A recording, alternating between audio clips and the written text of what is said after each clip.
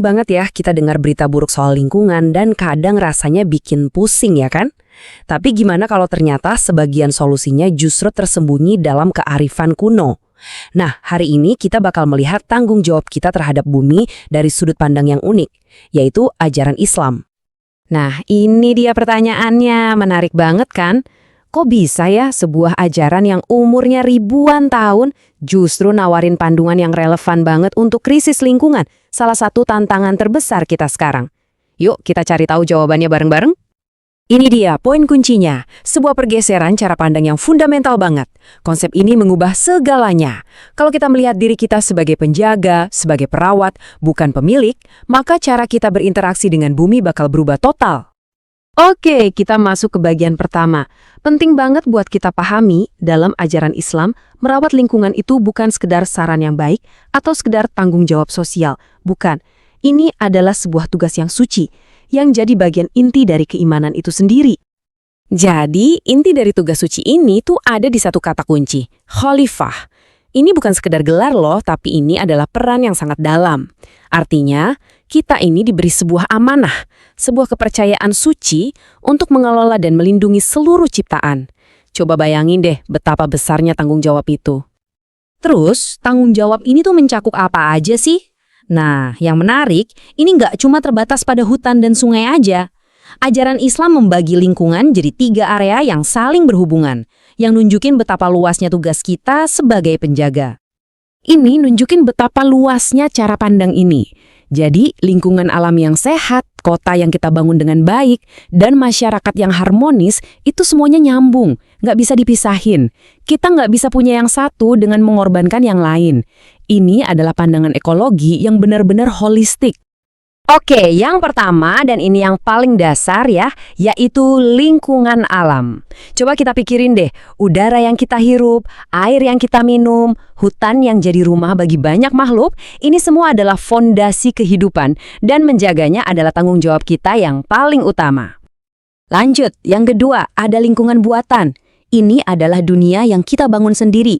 Intinya, kita tuh nggak cuma tanggung jawab sama yang udah ada dari alam, tapi juga sama apa yang kita ciptakan. Apakah kota kita sehat, apakah sekolah kita nyaman, itu semua termasuk tanggung jawab kita. Dan yang terakhir nih, yang sering banget kita lupain, yaitu lingkungan sosial kita. Konsep ini memperluas makna lingkungan sampai ke hubungan kita dengan sesama manusia. Komunitas yang adil, yang saling percaya, itu juga bagian dari lingkungan yang sehat, sama pentingnya kayak sungai yang bersih. Ini benar-benar pandangan yang utuh banget kan? Oke, sekarang kita masuk ke fondasi utamanya nih dari sisi ajaran agamanya. Menjaga lingkungan itu bukan cuma ide yang bagus, tapi ini adalah sebuah perintah yang sangat jelas. Semua konsep yang kita bahas tadi itu akarnya cuma satu. Satu perintah inti yang kedengerannya sederhana, tapi maknanya dalam banget, yang jadi fondasi dari seluruh filosofi lingkungan dalam Islam. Nah, ini dia ayatnya. Janganlah kamu berbuat kerusakan di bumi setelah diatur dengan baik. Ini larangan yang tegas banget. Kata kuncinya di sini tuh setelah diatur dengan baik. Ini artinya bumi ini tuh udah diciptakan dalam keadaan seimbang, harmonis. Tugas kita ya jaga keharmonisan itu, jangan malah dirusak. Dan ini tuh bukan cuma teori loh. Seluruh kehidupan Nabi Muhammad itu jadi teladannya. Contohnya nih soal hemat air. Beliau itu ngajarin buat hemat air pas wudhu, bahkan kalau kita lagi di pinggir sungai yang airnya melimpah. Kelihatannya sepele kan? Tapi pesannya dalam banget.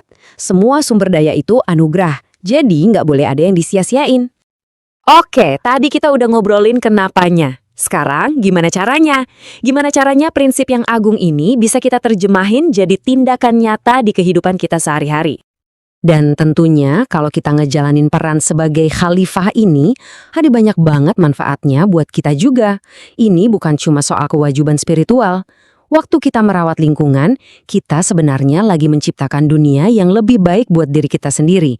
Udara yang lebih bersih, masyarakat yang lebih sehat, dan masa depan yang lebih aman.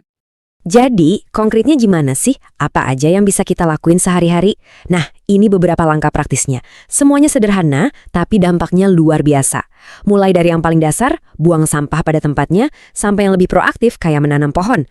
Setiap tindakan kecil ini, dari hemat listrik sampai menjaga fasilitas umum, adalah cara kita menerjemahkan iman jadi aksi nyata.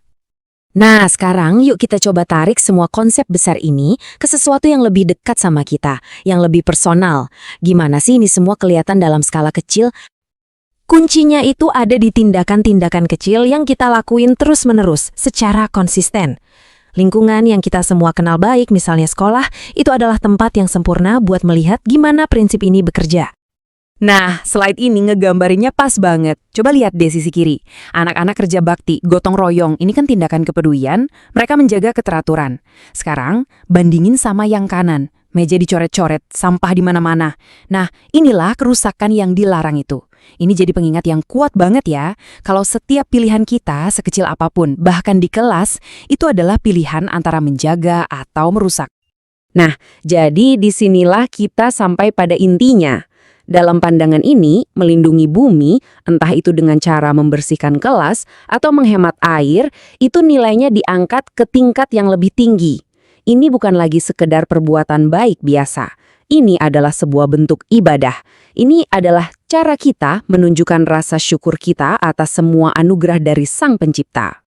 Sebagai penutup, saya mau tinggalin satu pertanyaan buat kita renungin bareng-bareng.